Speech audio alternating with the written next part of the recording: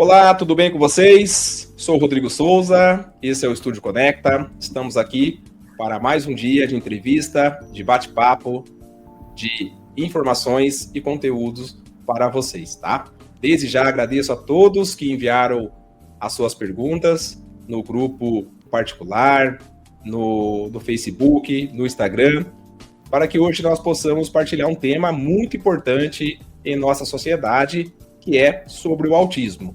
Um tema que nós ouvimos falar, muitos já sabem o que significa, o que é, mas é importante para aqueles que ainda não conhecem o significado, o sentido e todo o conceito desse tema do autismo, tá? E para isso nós convidamos a psicóloga Paola Zílio. Queria que você falasse então para a gente, que é a dúvida de muitas pessoas que enviaram no particular, durante a semana, na nossa divulgação, sobre essa questão do tema do autismo. Se você pudesse falar para a gente o que é o autismo. Bom, então, vamos começar do começo, né? O transtorno do espectro autista, mais conhecido popularmente como autismo, é uma condição do neurodesenvolvimento. Então, o que isso significa? Que é uma condição que está ligada à forma como o cérebro se forma e se organiza. Isso é feito, então, desde muito cedo. Por isso, ali desde o momento de gestação, nos primeiros anos de vida, a gente já consegue entender como isso vai aparecendo ali na forma que a criança se comporta, na forma que ela lida ali com o meio que ela vive. E uma coisa muito importante sobre o autismo é que ele vai se caracterizar por desafios em principalmente dois aspectos, mais assim centrais, que seria a questão de comunicação social e a questão de comportamentos repetitivos ou restritos. Então, depois eu vou falar mais para frente um pouquinho quais seriam esses comportamentos, né? Mas o que isso significa, né? O que seria essa comunicação social, essa questão de comportamento repetitivo? Seria basicamente que a criança, né, ela vai apresentar uma interação social menor do que o esperado ali para aquela faixa etária dela, e ela vai ter dificuldades na questão de se comunicar, desde a questão de linguagem, de compreensão, né? Porque quando a gente fala de comunicação, não é só a linguagem verbal, mas a não verbal também. Então, ela vai ter o que a gente chama de prejuízo, né? Então, ela vai ter uma diminuição dessa capacidade e também ela vai manter padrões muito repetitivos de movimentos, de interesse também. Então, isso vai aparecer principalmente nesses dois pilares. Certo. Hoje, para a gente fazer o diagnóstico, a gente usa dois, que são os documentos oficiais, né? O DSM, que seria o Manual Diagnóstico Estatístico dos Transtornos Mentais, então é um documento internacional. Nesse documento, a gente considera o autismo em níveis, né? E isso é bem comum da gente ouvir.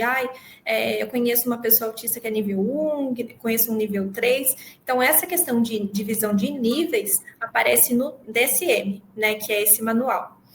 E para que serve essa questão, né, de níveis de autismo? Que seria o leve, o moderado e o severo. Para ajudar o profissional a nortear o tratamento. Então, nessa questão de como que eu posso ajudar essa pessoa a se desenvolver mais. Então, para isso que a gente considera os níveis. Então, considerando o nível de suporte que vai ser necessário para esse paciente. Entendi. Perfeito. Maravilha. Deu para a gente já ter uma noção aí importante, né, do princípio, do começo dessa questão. Porque a gente ouve bastante, né, Paula, falando como leigo, a gente que está no dia a dia, atua em outro segmento, outras áreas, e aí a gente ouve ou depara com alguns temas que estão aí na sociedade, né, na saúde ou outras questões, mas a gente muitas vezes realmente não fica ali. Mas o que é? O que é isso, né? É uma doença?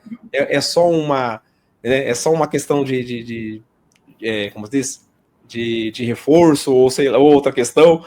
Como diz os amigos aqui nos grupos particulares, a gente ouve o nome um nome até forte, autismo, que a gente já vem na nossa mente como leigo, autismo de alto. Então, mas o que é isso? Então, é muito importante mesmo a gente entender, até para poder realmente compreender aí o dia a dia dessas pessoas que passam, né, que lidam com essa situação, com essa questão aí, né, Paula? E aí, Paula, o que a gente também poderia falar na questão dos sinais do autismo para os pais? A gente vê hoje, vamos falar na questão de saúde pública, de condições e estrutura e tudo mais. Cada lugar é um lugar, cada situação é uma situação, mas o que os pais conseguem aí, ou dá para os pais perceberem ou observarem já quando criança?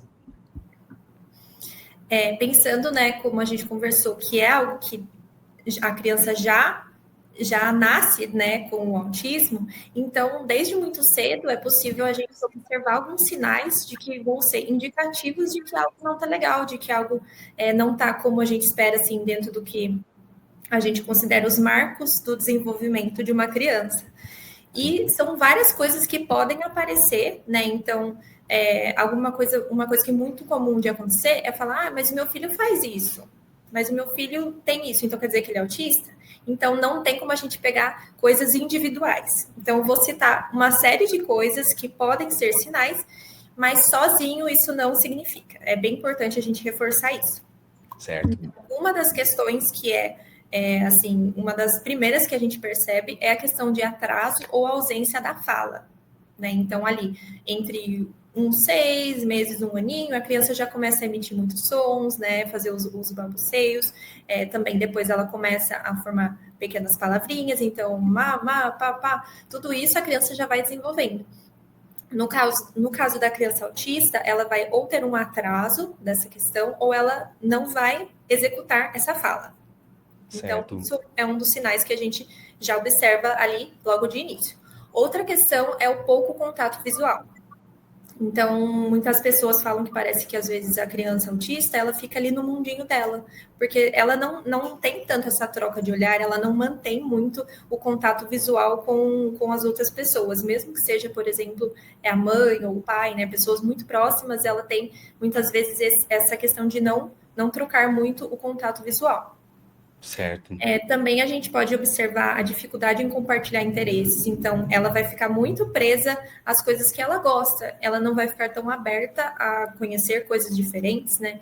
Isso é o que a gente chama também dessa questão do pensamento mais restritivo. Então, ela tem dificuldade em fazer coisas diferentes, em fazer coisas novas. Isso aparece também na rotina, por exemplo. Então, já vi casos em que os pais, às vezes, precisavam trocar ali o caminho que levava a criança para a escola, e isso já foi, assim, algo muito ruim para ela, que acabou desregulando, né? Então, a criança ficou muito afetada, porque mudou o caminho que ela costumava fazer sempre para ir à escola. Então, essas mudanças, esses imprevistos, é muito difícil de uma criança autista lidar. Então, ela vai ter uma reação, assim, muito exacerbada para algo que não é tão compatível com a situação. Certo. Também a gente observa movimentos repetitivos, então tem crianças autistas que vão andar na ponta dos pés, outras que vão ficar rodando, né?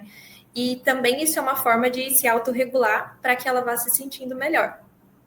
Outra questão bem importante é o hiperfoco, né? E é uma palavra bem falada hoje em dia, né? Nossa, eu tô com hiperfoco em tal coisa. No caso da criança autista, a gente tem isso, né? Restrito a algumas coisas ou assuntos específicos. Então, por exemplo, quando ela é bem pequenininha, ela pode ter um hiperfoco na galinha pintadinha, né? Depois ela pode mudar o hiperfoco para um outro tema, e às vezes muda até de um dia para o outro. Então, tem essa questão de que ela vai se dedicar totalmente a atenção dela a algum tema ou conteúdo específico, e vai ser, assim, super reforçador para ela. Então, vai ser algo super positivo. Também a gente pode ver a questão de um aumento ou uma diminuição sensorial. Então, tem crianças que vão ter, por exemplo, muita sensibilidade à luz, outras que a luz também não tem um impacto tão forte, que seria a hipo, né? A gente fala hiper, que é o aumento, e a hipossensibilidade. A questão também de sons, tem crianças autistas que elas são muito sensíveis a barulhos altos, a multidões, né? Até a gente vê bastante pessoas ou crianças indo em shows com aqueles tapa-ouvido, né?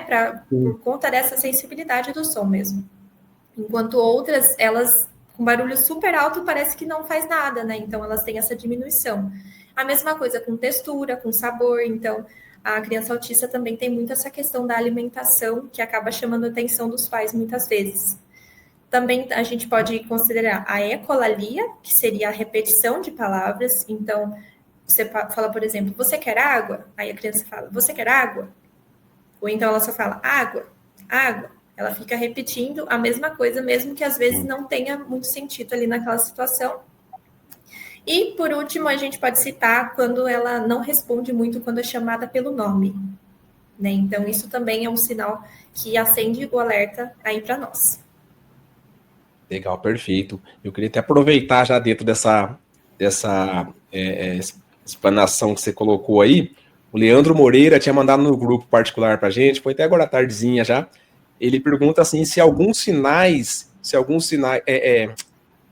dá para definir a pessoa com autismo com alguns sinais ou tem que ser uma avaliação mais profunda. Leandro Moreira. Então, respondendo a pergunta do Leandro, essa parte de avaliação, ela é bem complexa, né? Então, como eu mencionei o DSM, ele vai citar uma série de critérios diagnósticos que a gente precisa preencher para que a criança seja enquadrada, digamos assim, que feche esse diagnóstico, esse laudo de transtorno do espectro autista.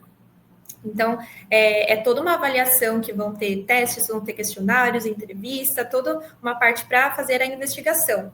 O que acontece é que quando a gente observa um ou mais desses sinais, isso nos acende o alerta. Então, a gente começa a ficar com essa dúvida. Nossa, será que meu filho talvez é autista? Será que eu sou autista? Né? Depois eu vou até falar alguns sinais nos adultos, né? Porque acaba aparecendo de forma diferente. E o que acontece é que os sinais eles vão nos acender esse alerta, então o indicado, nesses casos, é você realmente buscar a avaliação, para você tirar essa dúvida, né? Porque algumas vezes pode ser que você preencha quase todos os critérios e não feche o diagnóstico. E mesmo assim, isso não significa que não tenha os prejuízos ali, né? Que a pessoa não tenha o sofrimento, que não tenha as dificuldades. A questão é que quando a gente observa sinais e percebe assim, nossa, isso daqui parece que não tá legal, tem alguma coisa com isso, ou então muitos pais acabam comparando com outras crianças ali da idade próxima, então, nossa, o filho de fulano já faz isso, todos fazem isso menos o meu, então algumas coisas acabam chamando mais atenção, então nesse momento depois, né, o próximo passo é de fato buscar a avaliação para tirar essa conclusão. Legal. Bom, enquanto a Paola pega muito bom, viu, Paola? Nossa, enquanto você pega um arzinho aí, eu vou só fazer uma para quem está acompanhando de agora em diante, para frente, né? Perdeu a nossa abertura. Então, o nosso tema de hoje, tá, pessoal? Você que está chegando agora, nosso tema de hoje é sobre o autismo. É um tema muito importante para a nossa sociedade.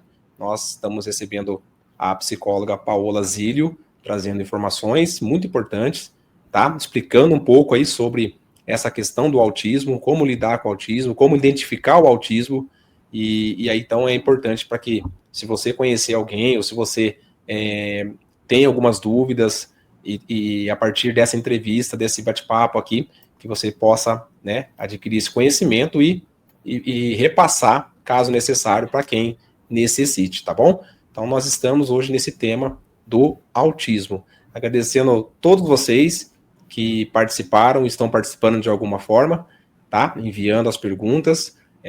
Isso é muito importante para nós, como um canal, como um meio de comunicação, de levar conteúdos a vocês, a toda a sociedade, que agreguem em suas vidas, tá bom? Eu aproveito também aqui e deixo aqui em aberto também para que vocês dê sugestão de temas para as próximas entrevistas, tá? Nós temos aí um caminho importante daquilo que vocês pedem para nós, tá bom? Então, a gente vai seguindo aqui nosso bate-papo. Também esqueci de agradecer os nossos parceiros, as pessoas que estão aí apoiando o nosso trabalho do Estúdio Conecta, como forma de divulgação, como forma de mídia, de canal. Obrigado a vocês que estão dando um apoio para nós. É muito importante, a gente sabe que hoje não é fácil não é fácil construir alguma coisa, principalmente um canal de mídia, de informação para as pessoas. Então, a gente vai lutando no dia a dia aí, devagarzinho. E a gente vai agradecendo a vocês, patrocinadores que estão apoiando o nosso canal, o nosso trabalho, tá? Que a gente possa devagarzinho aí melhorar toda a estrutura, melhorar os conteúdos e as informações aí necessárias, tá bom?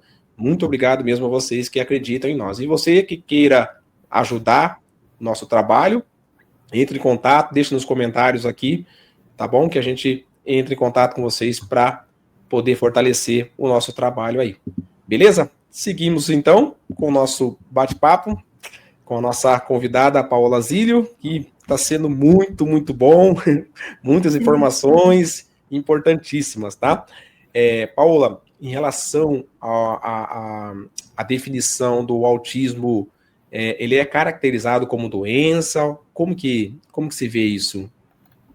Então, é um debate bem assíduo, né? Então, será que isso é uma doença? Será que não é?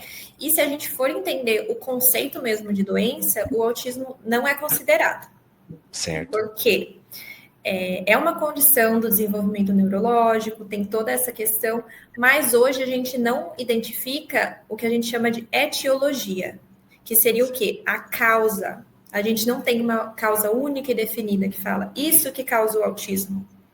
E quando a gente pega, né, as outras doenças, por exemplo, gripe, pneumonia, né? Quando a gente pega outras doenças, a gente sabe como que elas começam, como que elas propagam, digamos assim. Então, qual que é o funcionamento, qual que é a causa e como que seria, assim, a parte de tratamento, né? Então, a gente tem todo esse contexto. No autismo, a gente não tem a causa definida unicamente. Então, a gente tem ideias, até algo que eu vou falar mais para frente, né? Como que se forma o autismo, como que ele aparece. Mas hoje a gente não tem uma única definição, né? Algo que a gente tenha essa certeza que é isso que causa o autismo. Por isso a gente não pode classificar como uma doença, mas sim um transtorno. Transtorno. Importante, viu, Paula? É muito importante, né, como eu coloquei no começo, principalmente para nós, para mim, para outras pessoas como leigos que enviaram perguntas aqui. Você vê, a gente vê o nome e às vezes já, ou pelo que ouve falar, já tem a definição dentro da gente que é uma doença. Ou muitas vezes pode acontecer, como o Lucas também enviou uma mensagem no PV e deixou também a mensagem dele que ele sente que ele não tem ninguém na família, mas ele sente em algumas pessoas de conhecidos dele que o pessoal tem receio de falar que alguém tem autismo na família, sabe? Por conta de, talvez, dessa questão doença ou outras situações. Mas é muito importante que você, né, a definição que você colocou, se é uma doença ou não, e a sua explicação deixou bem claro aí pra gente, tá? Bom, vamos seguindo. A pessoa com autismo, quais são as limitações dela e se ela tem alguma restrição assim no desenvolvimento de atividades no trabalho, no dia a dia? Como que funciona? Então, essa questão, a gente acaba entrando na discussão dos níveis, né, que o DSM acaba colocando. Por quê? Vão ter alguns casos em que a pessoa ela vai ter dificuldades maiores de desenvolver determinadas atividades e algumas funções. Pensando que um dos pilares lá, como eu coloquei, do autismo seria essa questão da comunicação, se a pessoa for uma pessoa autista, ela for entrar, por exemplo, em um ambiente de trabalho que ela tem um atendimento ao público, ela pode ter uma dificuldade de conseguir um desempenho como uma outra pessoa que a gente chama atípica, né, que é a pessoa que não tem autismo. Justamente pensando nessas questões do próprio autismo, né? Então, não é uma coisa que ela não gosta de falar com o público, que ela é grosseira, porque muitas vezes isso acaba sendo visto pelas outras pessoas. Até pensando, como que é o autismo nos adultos? Tem essa questão de que eles são muito literais, eles são muito concretos, e algumas vezes eles são muito diretos, né? Então, eles não têm muito essa questão de entender a linguagem corporal da outra pessoa. Algumas pessoas podem pensar que eles estão sendo muito grosseiros, muito diretos mesmo, e achem isso ruim, né? Então, se a pessoa for tentar exercer algumas atividades, pode ser que ela tenha uma dificuldade maior de fazer isso, como seria numa pessoa típica. Por isso, para a gente entender, é possível a pessoa desenvolver atividades de trabalho normalmente? Sim, né? A depender ali do nível de suporte que ela vai precisar. Se a gente está falando de uma pessoa com autismo em um nível severo, né, que seria o nível 3, alguns pacientes muitas vezes têm dificuldade até de falar, de conversar. Então, para eles também a gente pode pensar que eles vão necessitar de um suporte mais personalizado, de uma pessoa que acompanhe mais nas atividades. O que a gente vê muitas vezes hoje é algumas crianças na escola que precisam de um auxiliar, né? Então, junto ali, a criança precisa de um apoio mais individualizado, mais personalizado, para que ela consiga desenvolver as atividades. O que não quer dizer que ela não consegue, mas que ela pode ter uma dificuldade maior quando comparado às outras pessoas. Perfeito. Muito bom. Ô, Paola, a gente também ouve bastante coisa, bastante comentários, bastante assuntos, bastante polêmicas na nossa sociedade, no dia a dia, de vários assuntos.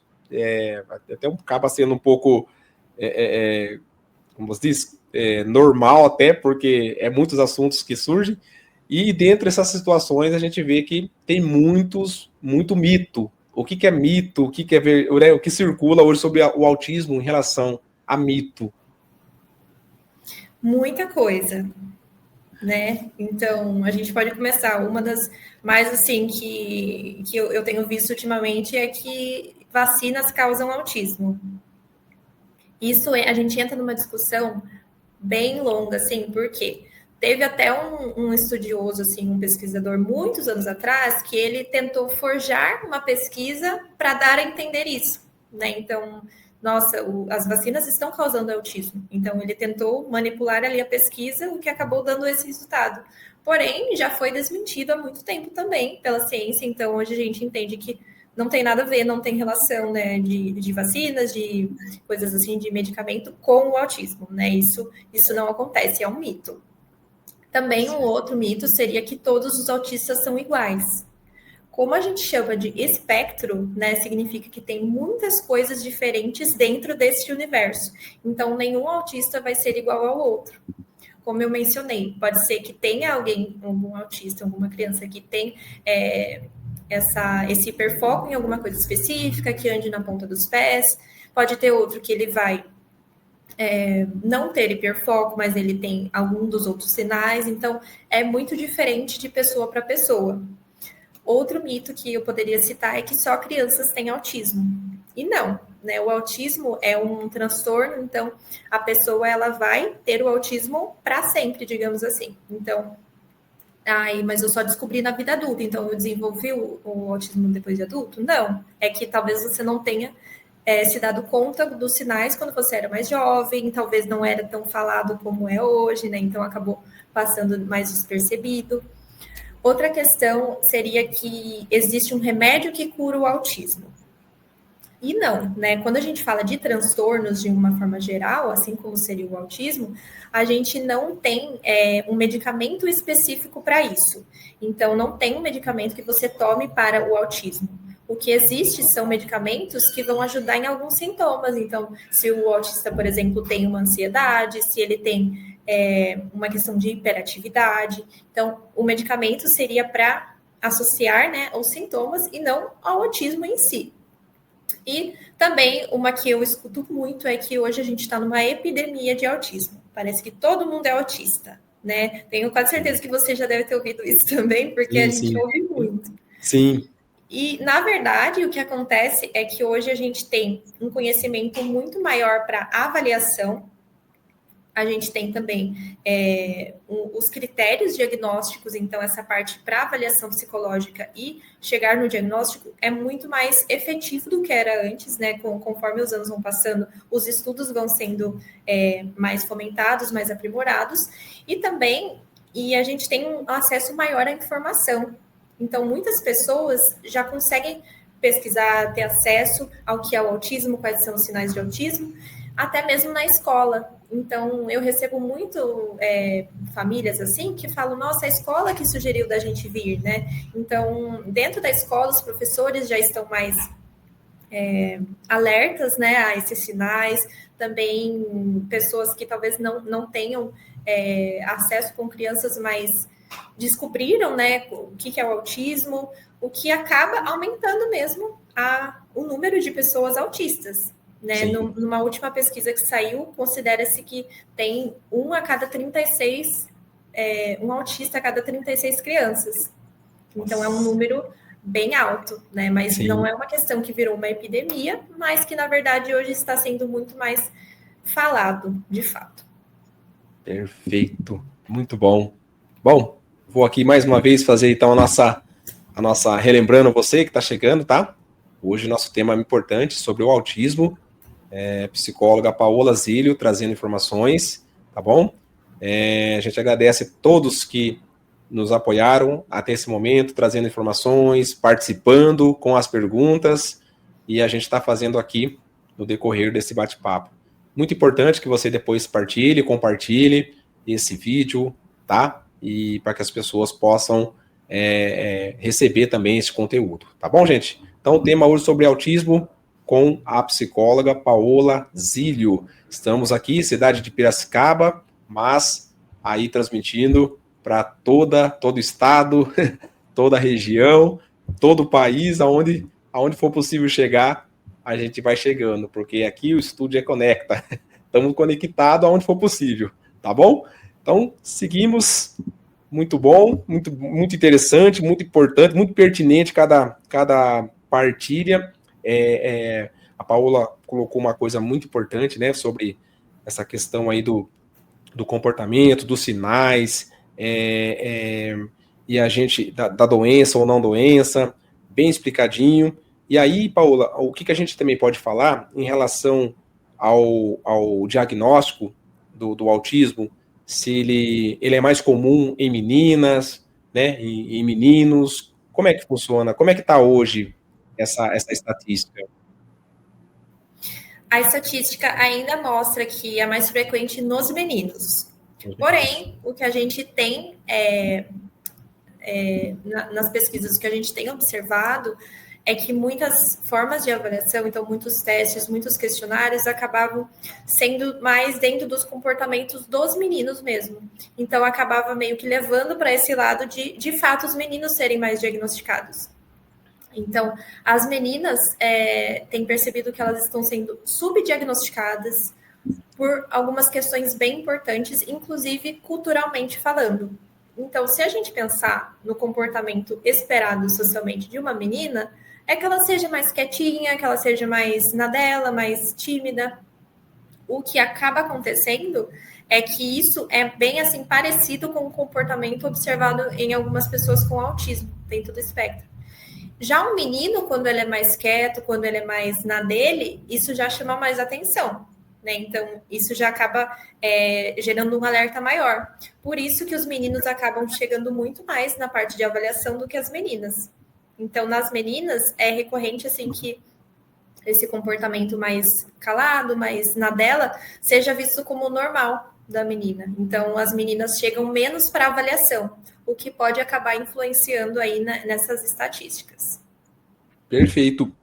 Tem uma pergunta que a Fabiana deixou para a gente, que ela fala assim, o que se pode dizer em relação, a Fabiana, em relação ao autismo no idoso? Tem alguma coisa nesse sentido ou a gente não ouve muito falar? Ela colocou aqui, Fabiana. A gente ouve falar menos, né, do que nas crianças, mas se a gente pensar que é um transtorno que a pessoa vai levar para a vida toda, vão ter formas que ele vai aparecer no idoso. Né? Então, da mesma forma, na criança aparece de um jeito, no adulto ali mais jovem de outro jeito, no idoso também vai aparecer. Então, como que pode aparecer? A gente observa também essa dificuldade em lidar com os imprevistos. Então, a pessoa vai ter uma rotina muito rígida. A gente chama isso na psicologia de uma rigidez cognitiva. Então, o pensamento da pessoa é muito rígido, é inflexível, ela não aceita mudança. quando vai ter alguma coisa diferente que não saiu como planejado. Então, ela estava esperando que a rotina dela fosse assim, assim, assim. Ah, mas um dos passeios um colega acabou cancelando. Nossa, isso já é, assim, o fim do mundo, né? Já é um motivo de que a gente fala de desregular emocionalmente a pessoa, já é algo muito ruim. Então, isso acaba aparecendo nos idosos. Também a gente pode mencionar a questão de alterações na prosódia. O que seria isso? A pessoa, ela não consegue ter o tom de voz ou então a entonação diferente ao longo da fala dela. Então, ela vai falar sempre assim, do mesmo jeito, independente do assunto que ela está falando, de que é algo muito interessante, que ela gosta muito, ela vai ter essa fala bem monótona. Então, ela não vai saber fazer essas variações como a gente acaba fazendo normalmente. E também as pessoas adultas aí com autismo, elas vão ter uma dificuldade muito grande de entender ironias, de entender o que a gente chama dessas expressões mais, por exemplo, tô com a cabeça nas nuvens, sabe? Então, essas expressões assim não tão concretas, elas têm muita dificuldade de entender o que significa, mas como assim cabeça nas nuvens? Então, elas são muito literais. Se você fala, por exemplo, nossa, você tá um gato, né? Um elogio assim. Ela vai ficar, um gato? Um animal? Então, elas não vão entender muito qual que é o significado por trás disso, da forma que as outras pessoas típicas entenderiam. E também a questão de entender a linguagem corporal das outras pessoas. Pode ser que ela chegue assim numa roda que as pessoas não estão muito assim abertas a ela também participar, elas não querem que ela converse ali junto, então ela não vai entender. Então, muitas vezes as pessoas entendem que elas são meio ingênuas, que elas são muito ingênuas mesmo de não entender o que significa a linguagem corporal, se a pessoa está aberta a recebê-la, se a pessoa não está. Então, são alguns sinais que a gente pode observar nos adultos e nos idosos também. Perfeito, muito bom. Obrigado, tá, Fabiana, pela pergunta, tá aí, foi respondido, e é muito interessante mesmo que a gente, igual você falou, ouve falar menos, tem sim, mas importante. Bom, eu queria aproveitar e deixar aqui também pontuar alguns registros de algumas datas, algumas leis importantes relacionadas ao autismo, tá? Aí a Paola pode ficar à vontade se quiser colocar alguma coisa em cima disso aí, tá? Que eu acho que é importante a gente deixar registrado aqui, né? Em 2007, tivemos aí instituído aí no dia 2 de abril, né? O Dia Mundial da Conscientização do Autismo. Eu acho que é importantíssimo, então, uma data importante para essa situação, para as pessoas que convivem com isso. Então, 2007, a ONU instituiu essa data como um feito aí, né? Temos aqui também a Lei Berenice Piana, 12.764, de 2012, que instituiu a Política Nacional de Proteção dos Direitos da Pessoa com Transtorno do Espectro Autista. Depois a Paola explica para a gente o que é o espectro, para nós entendermos aí. Tivemos também, 2015, a Lei Brasileira de Inclusão da Pessoa com Deficiência, né? 13.145/15, importantíssimo. 2020, Lei Romeu Mion, o texto cria a carteira de identificação da pessoa com transtorno do espectro autista. Mais uma vez a palavrinha espectro aparecendo aí, para a Paola depois explicar para a gente. E aí a gente vê que é muito importante, são datas, são leis, são marcos importantes aí para essa questão do autismo. Né, Paola, quer completar ou colocar alguma coisa? É super importante, porque muitas vezes a gente tem muito julgamento, tem muito um tabu em cima desse assunto, e é muito, assim, essencial se a gente pensar que essas pessoas precisam ser incluídas. Então, quando a gente olha a história aí do nosso país, a gente passou por muitos momentos difíceis com relação à saúde mental. Então, era algo muito... era um tabu mesmo. Então, pessoas que tinham alguma condição, seja depressão, seja ansiedade, seja o próprio autismo, muitas vezes elas eram colocadas nos hospitais psiquiátricos e deixadas lá, né? Então, pessoas com todo tipo de transtorno e de dificuldade, ou que não se enquadravam ali no que a sociedade esperava delas naquele momento, eram abandonadas e esquecidas. Então, é muito importante nós termos hoje tantas datas, tantas leis que nos lembrem o porquê que é importante a gente olhar para essas pessoas e dar o acolhimento que essas pessoas merecem. Perfeito. E diante disso que você está colocando, a gente faz uma breve reflexão, né? Principalmente eu aqui, quantas pessoas passaram ou sofreram, ou foram esquecidas, ou foram abandonadas, ou foram, né, direcionadas para determinada situação. E também, falando das datas, como você falou, é muito importante. Então, teve alguém que estudou, teve alguém que empenhou, que dedicou para que fosse descoberto essa questão, e continua ainda os estudos e os trabalhos aí para melhorar cada vez mais o tratamento e as condições, né, Paola? Então, é muito importante. Então, vamos, já que a gente viu bastante aqui nas leis, Paola podia falar para a gente um pouquinho sobre a palavrinha do espectro, o que é o espectro, por que essa palavrinha? Pensando, então, na ideia de que nenhum autista vai ser igual ao outro, né? O autismo é uma coisa muito, assim, diversa, tem muita coisa dentro desse universo.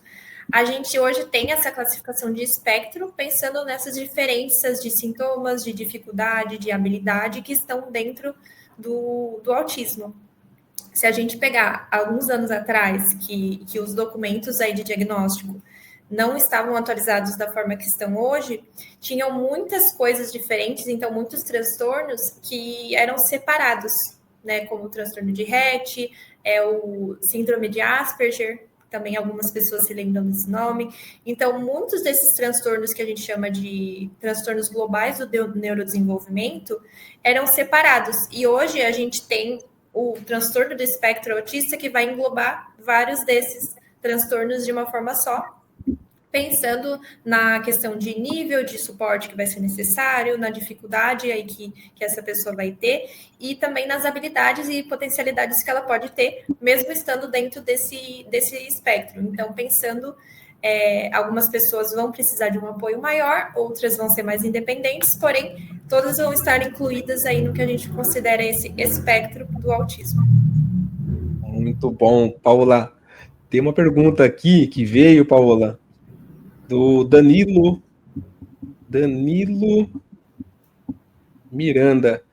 Ele pediu para a gente perguntar se na sua opinião, você como profissional, acha que se os profissionais hoje, escolas, essas pessoas que lidam com as pessoas do autismo, se recebem um apoio ou têm o suporte necessário para poder lidar com essa situação. Ele fala aqui em tanto particular como pública.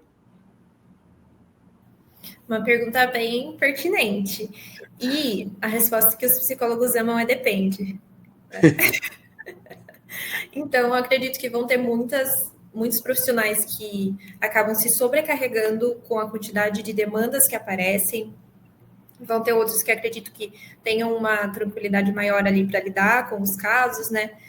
Mas, quando a gente pensa em transtornos de uma forma geral, e especialmente o autismo, como a gente vem falando, é muito importante que a gente tenha uma equipe cuidando dessa criança ou desse adulto, né, desse idoso também, porque vão ser várias questões, né, vão ser várias formas de manifestação do autismo que a pessoa pode precisar de suporte em coisas diferentes.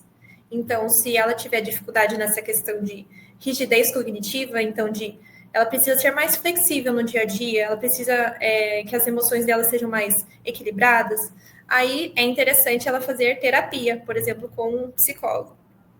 Já se ela tiver uma dificuldade, por exemplo, na questão motora, na questão de executar algumas tarefas, pode ser interessante que ela faça uma terapia ocupacional, ou se ela tem dificuldade na fala, é interessante que ela faça fono. Então, são várias coisas diferentes que dão muito mais certo, né? Então, o tratamento é muito mais efetivo quando os profissionais se conversam e fazem essa parceria, esse alinhamento. Então, é muito difícil a gente ver hoje um caso de autismo que o profissional trabalha sozinho com o caso. Sim. É muito... Até porque todos estão, assim... Na ciência, a gente percebe que esse trabalho em conjunto com o que a gente chama de multidisciplinar, com vários profissionais atuando no mesmo caso, tem uma melhora muito maior no paciente. Então, hoje, até para a gente evitar, talvez, uma sobrecarga, uma questão, assim, do profissional acabar sendo prejudicado na questão de saúde, físico e tudo mais, o mais aconselhado, né, e o que mais acaba acontecendo, de fato, é que tenha toda essa equipe para um se ajudando ali, um ajudar o outro. Perfeito, muito bom. Bom, deixa eu dar mais uma relembradinha. Então, pessoal, você que está chegando agora, que está nos acompanhando, hoje o nosso tema é sobre o autismo, tá? Psicóloga Paola Zílio, trazendo informações, conteúdos para nós aí, tá bom? Para que a gente conheça um pouquinho dessa situação, desse tema tão importante na nossa sociedade. E que dessa forma a gente consiga também compreender, entender e contribuir de alguma forma, tá? Dentro das condições e dentro das situações que a Paola está explicando para a gente aqui, tá bom, gente? Deixa eu aproveitar mais um pouquinho, então, agradecer aos nossos parceiros aqui, tá? Que está sempre nos apoiando. Muito obrigado pelo apoio, pela parceria, por vocês acreditarem no nosso trabalho e que nós possamos aí, cada dia mais, crescer aos poucos, evoluir, para trazer mais conteúdos à sociedade, a todos nós aí. Tá bom, gente? Então, seguimos aqui com o nosso bate-papo. Muito bom, muito rápido, passa muito, tem muita coisa. Eita, nós, bom demais, viu, Paola? Tem uma pergunta aqui do Francisco, que veio para nós, Paola. Ele pergunta assim, se é possível ou se já aconteceu. Ele pergunta aqui, ele falou, olha, eu não sei se tem muito sentido a minha pergunta, mas é só uma curiosidade. É possível de ter acontecido ou de acontecer de uma criança ou adolescente dar entrada numa UPA, por exemplo, e ele ser autista, mas os sintomas dele e a mãe não saber disso, que ele é um autista, e ele ser medicado ou alguma coisa assim. É possível acontecer um caso desse? Ele coloca. No sentido da família não ter conhecimento ainda? Isto, de que ele é um autista e ele passar pelas reações, um exemplo, e parar, por exemplo, numa UPA. Sim, isso é bem possível. Então, tem casos, né, que talvez, como eu falei, né, a escola percebe alguma coisa, ou então amigos ali da família, pessoas próximas, muitas vezes chamam a atenção dos pais ali, dos responsáveis, e falam, olha, talvez seja legal você investigar, fazer toda essa parte de avaliação, mas algumas famílias são meio resistentes a isso também. Então, pensando, né, que a gente fala dessa questão de ser um tabu ainda, muitas famílias negam. Algumas vezes já tem alguém da família com o diagnóstico, então, nossa, meu filho também vai ser? Não aceito. Então, acontece, né, de algumas famílias serem um pouco mais resistentes em aceitar essa ideia de que talvez seja o autismo. Então, chega num ponto que talvez a criança é prejudicada, que ela acaba passando por uma situação muito difícil, por exemplo, ela ser levada num pronto atendimento, e isso acaba aparecendo, né, de alguma forma, porque é a forma que a pessoa lida ali no mundo, né, a forma que ela se comunica, é a forma que ela tem os comportamentos dela, e isso não tem como a gente eliminar da pessoa, né? O que a gente pode fazer é trabalhar para que ela desenvolva as potencialidades dela e que ela fique, eu gosto de falar, funcional, que ela consiga aproveitar ali o dia a dia dela e trabalhar ali no que ela gostaria de trabalhar, que se a gente pensar numa criança, que ela brinque da forma que ela consiga aproveitar a infância dela, porque quanto mais cedo a gente consegue fazer essa intervenção quando a gente consegue ter o diagnóstico e começar a trabalhar nessas habilidades da criança, mais ela vai se desenvolver. Então, é muito melhor que a gente já busque essa avaliação o quanto antes. Perfeito, muito bom. O Paulo, em relação as pessoas com autismo, se ouve falar, a gente ouve falar, ou fica sabendo, ou as pessoas comentam, eles têm facilidade para determinadas áreas, para aprender, para desenvolver, eles pegam mais fácil algumas questões, por exemplo, matemática, música, isso é um fato mesmo, é um mito? A gente poderia considerar um mito. Um Por mito. quê? Né? Tem sim algumas crianças que vão ter o diagnóstico e vão ter talentos assim muito, muito relevantes, muito notórios em algumas áreas, como matemática, música, artes. Porém, o que poderia explicar isso seria o que a gente falou sobre o hiperfoco. Então, a criança se dedica tanto a alguma atividade por ser prazerosa para ela, por trazer essa regulação, que ela acaba ficando muito boa nisso. Sim. Então, seria o que a gente chama dessa habilidade acima da média. Então, ela sabe tudo sobre dinossauros, por exemplo, mas não quer dizer que ela tenha uma superdotação, uma alta habilidade. Mas Sim. Pensando no tempo que ela se dedicou por ser um hiperfoco dela, né? Aí ela fica com esse conhecimento muito maior do que a gente espera, talvez, de uma criança da idade dela. O que acontece, inclusive, é que muitos casos de autismo acabam aparecendo junto com outros transtornos, que a gente chama de comorbidade. E um dos transtornos, né, uma questão que aparece muito no caso dos autistas é a deficiência intelectual. Então, alguns autistas, principalmente com um nível que a gente chama mais severo, né, um nível mais grave de autismo, muitas vezes tem essa dificuldade de acompanhar, por exemplo, o conteúdo, tem essa questão de, parece que são mais, as pessoas têm a impressão que elas são mais atrasadas do que as outras crianças, por conta, muitas vezes, dessa comorbidade. Então, acaba aparecendo, junto com o autismo, uma deficiência intelectual. Perfeito. E assim, Paola, diante do que você vem colocando desde o comecinho lá, né, do princípio, né, do que é o autismo, veio explicando, a gente vem entrando em alguns pontos que foi dúvida ou que é dúvida para as pessoas, mas assim, o autismo, ele é causado, né, a causa dele, o que é? O que causa? O que desenvolve o autismo? Ou ele já nasce? A criança, ela já nasce autista, né? Então, por isso que desde ali dos primeiros anos de vida, a gente já consegue, muitas vezes, fazer essa avaliação, esse diagnóstico. Mas como que isso acontece, né? O que acontece na criança que ela acaba entrando dentro do espectro? A gente ainda não tem uma única causa definida. Né? Como a gente falou da questão de doença, que tem essa identificação de é isso que causa, no autismo a gente não tem essa informação.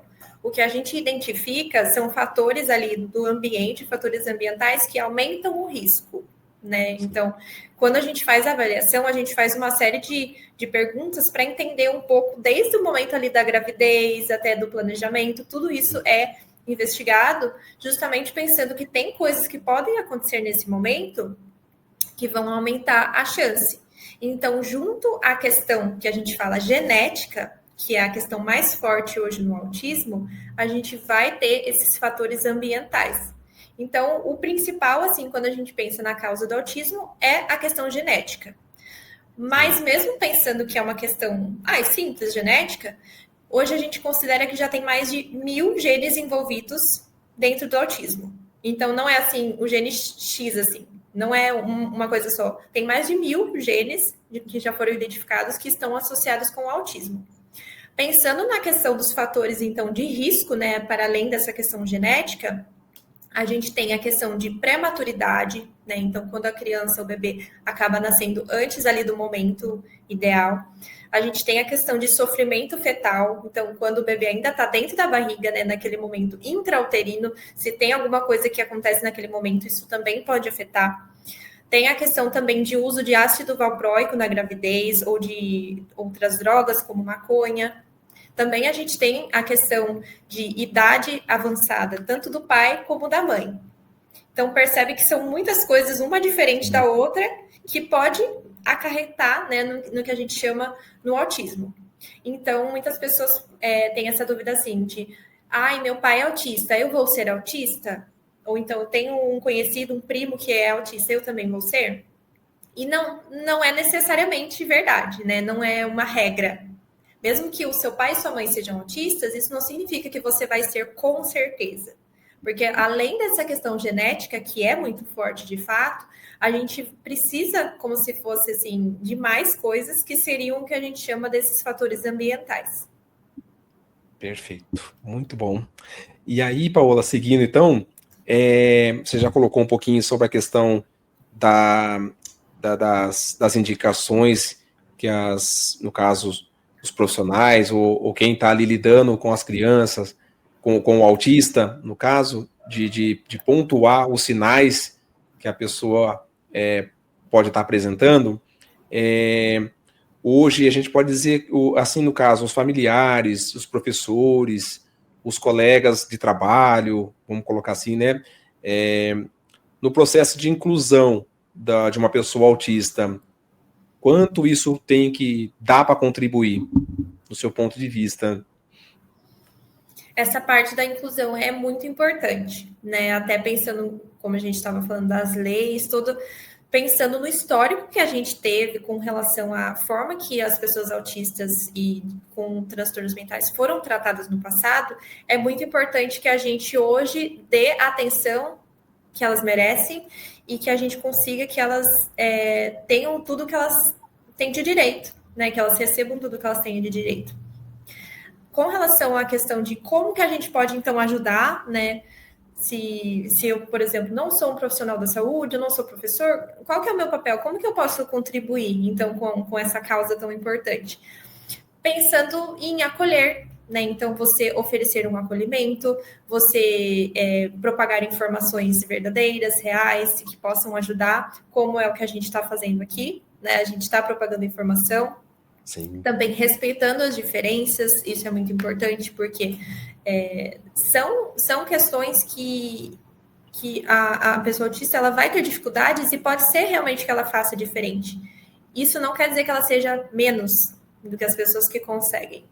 Da mesma forma que os autistas, a gente vai ter coisas que a gente vai ter um desempenho melhor e outras nem tanto, né? Sim. Então, é muito importante que a gente tenha, acima de tudo, esse respeito. E, em alguns momentos, a gente vai precisar adaptar a forma, por exemplo, de se comunicar. Então, é bem comum que crianças autistas que tenham dificuldade na comunicação, os pais imprimam, por exemplo, desenhinhos de pessoas fazendo algumas funções para que ela entenda, olha, a hora de escovar os dentes, então vai ter o desenhinho ali da criança escovando os dentes. Hora de ir na escola, vai ter o desenhinho da criança. Então, em alguns casos, é importante a gente fazer essa adaptação, pensando ali em que a criança consiga se desenvolver, que ela consiga estar presente ali, né, no dia a dia e nas funções da casa. Também é importante a gente incentivar a autonomia. Então, uma coisa que a gente trabalha muito com crianças, com adultos autistas, é a questão de autonomia. É comum que os pais dos autistas fiquem muito protetores.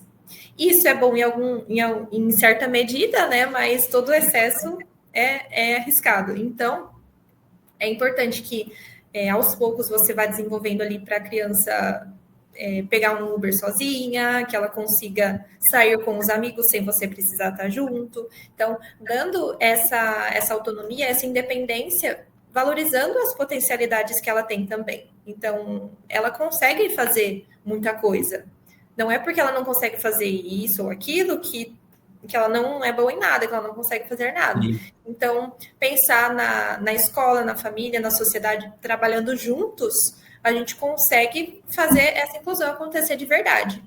Sim. E é essencial, né, como eu mencionei antes, que a família invista na criança no sentido de fazer as terapias, de fazer todo esse processo, porque quanto antes, né, quanto mais nova a criança maior é o que a gente chama de neuroplasticidade. E o que isso significa? O cérebro da criança novinha, né, ali com uns 2, 3, 4, 5 aninhos, ele é muito mais maleável, ele é muito mais flexível. Então, ele faz muito mais conexões do que o de um adulto, por exemplo. Então, Sim. Por isso que as crianças têm uma facilidade muito maior de aprender do que um adulto. Então, se vai aprender, por exemplo, uma língua nova, as crianças conseguem aprender espanhol, inglês, francês, né? E o adulto, ele vai ficar penando lá para aprender um inglês mais ou menos. Então, quanto mais cedo a gente investir nessas terapias, nessas coisas para ajudar a criança, mais fácil ela vai se desenvolver também. Perfeito, muito bom. Paola, antes da gente partir para os nossos finalmente aqui, com as nossas perguntinhas realizadas, cumpridas, ficaram algumas aqui que já estão encaixando com algumas questões que você colocou, muito importante. Queria que a Paola falasse um pouquinho dela, quem é a Paola, aonde a Paola atende, quem precisar encontrar a Paola, onde encontra. Bom, hoje eu atendo todas as idades, então eu atendo crianças, adolescentes, adultos, idosos. Apesar de que o que mais chega para mim hoje são as crianças, então a maior parte da minha agenda hoje é composta de crianças. E nessa parte de atendimento, então, de terapia infantil e de adolescentes, eu também faço o que a gente chama de orientação parental. Então, é muito importante que os pais também tenham esse apoio, esse auxílio ao longo ali da semana, para além do momento que eu estou ali com a criança e o adolescente na sessão. Então, depois de cada atendimento que eu faço ali com a criança ou adolescente, eu passo para os pais, né, o que foi trabalhado com ele na sessão, por que eu trabalhei isso, como foi que o meu paciente respondeu, e também vou passando umas dicas, algumas orientações para que eles deem continuidade em casa do que eu trabalho também na sessão com eles. Também faço ali uma reunião, um alinhamento com a escola, porque as crianças passam o maior tempo ali da semana delas na escola, então é muito importante que isso aconteça também. E com os adultos, a gente faz a terapia mais clássica, assim, né? Não é tanto com brincadeira, com feedback e orientação para os pais, porque o adulto, ele já é responsável por ele mesmo, digamos assim. A abordagem que eu atendo é a TCC, que é a cognitivo-comportamental, onde a gente vai buscar entender um pouco a relação entre os pensamentos, o comportamento e as emoções do nosso paciente. Hoje eu atendo presencial e online, e a minha clínica está localizada no bairro São Dimas, próximo ao Jaú, aqui em Piracicaba. Oh, belezinha. As redes sociais da Paola, quem quiser seguir, acompanhar. O meu arroba, em todas as redes, é @psicóloga Paola Zílio. Também tem o meu site, então se você quiser acessar, é psicologapaolazilio.com. E estou à disposição caso vocês tenham alguma dúvida, caso vocês queiram bater um papo. Que bom, belezinha. Paola, bom, queria agradecer, tá? Em nome do Estúdio Conecta, pela sua disponibilidade, pelo conteúdo, pelas informações. Tenho certeza que com essas informações a gente vai conseguir contribuir e ajudar muitas pessoas, tá? Tiramos muitas dúvidas e principalmente a questão do preconceito. Tá? Às vezes a gente fala da ajuda, não é só ajuda com o autista ali, mas com o autista em si no dia a dia, mas pelo também a questão do preconceito, do lidar, do saber, né, que uma pessoa autista tem alguns comportamentos, algumas situações ou questões que fazem parte daquilo que você explicou, e para nós, como leigos, é importante a gente entender isso. Essa semana passada mesmo, eu vi uma questão que eu achei muito interessante. Eu vi uma mãe e um pai com uma criança, a princípio, eu acho que aparentemente, eu acho que uns 5, 6 anos de idade, e o cordãozinho do símbolo, da indicação do autismo. E porque a criancinha, ela estava com né, ela gritava, ela fazia todo o comportamento de um autista. E então eu achei interessante, depois até pesquisando um pouquinho para a gente partilhar, que bom que é a gente saber. Quando eu vi o cordãozinho ali, eu falei, tá, é o símbolo do autismo. Então, mas às vezes tem gente que, por não conhecer, né, vai até julgar, às vezes, a mãe e o pai, fala, nossa, olha a criança, que bagunceira, olha que quanto que grita e tudo mais, e etc e tal. E aí o seu conteúdo, as suas informações, que ficaram muito, muito claras, isso aí nos ajuda bastante, tá? Para a gente poder quebrar muitos preconceitos, quebrar muitas barreiras que no nosso país já não é fácil, mas é como pessoas como você, como profissionais como você e outros que contribuem para que a gente consiga ter um país melhor, né, sem preconceito e sim mais humanizado, tá? Agradeço mesmo de coração por você ter aceito, espero que a gente, quem sabe a gente faça uma parte 2, se você topar, uma parte 2 de um outro tema ou o mesmo tema, e aí eu fico aqui, deixo aqui aberto para a gente manter esse contato e tentar fazer um outro tema que você também acha interessante. O Estúdio Conecta fica à disposição também para você.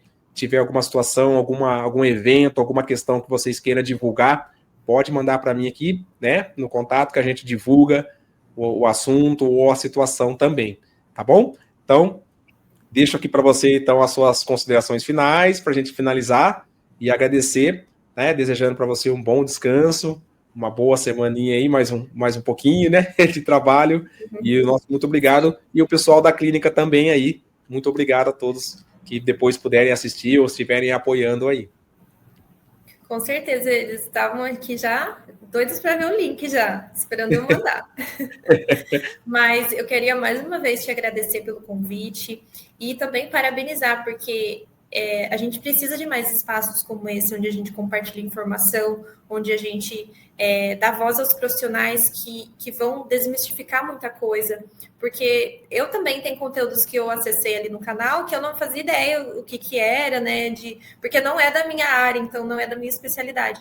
Então é muito importante que a gente ofereça esses espaços para também a gente conhecer mais, a gente quebrar muitos tabus, né, na nossa cabeça, a gente compartilhar também com outras pessoas. Então, é muito importante a gente sempre estar buscando mais informação, a gente compartilhar informação relevante e que a gente possa ajudar as pessoas que precisam desse conteúdo que a gente está oferecendo.